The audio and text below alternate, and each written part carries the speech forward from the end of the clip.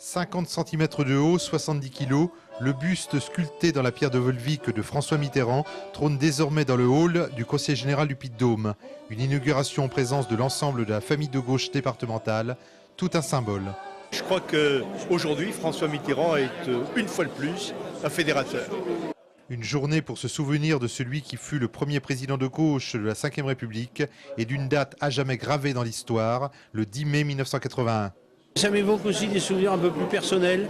L'arrivée de Roger Quillot au ministère, comme ministre des Transports, du Logement et de l'Équipement, et tout ce que ça a comporté comme travail en plus à la mairie de Clermont, mais aussi un peu cette exaltation des années où on avait l'impression d'être utile, pas seulement l'impression, mais où on savait qu'on était utile à quelque chose.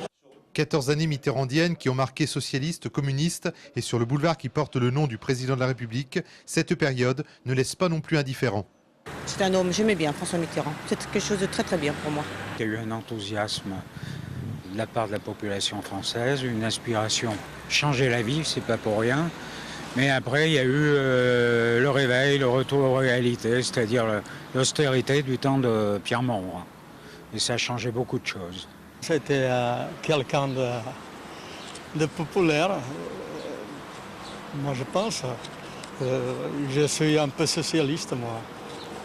Et bon, je pense que lui a été un bon président. Des bons souvenirs.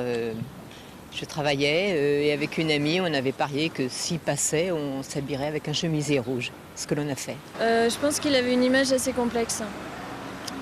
Donc c'est un homme qui est pas facile à analyser. Pour commémorer cet anniversaire, un spectacle gratuit de la compagnie Joli Môme sera donné à Polydôme le 20 mai, suivi d'un bal populaire animé par les frères Mollus.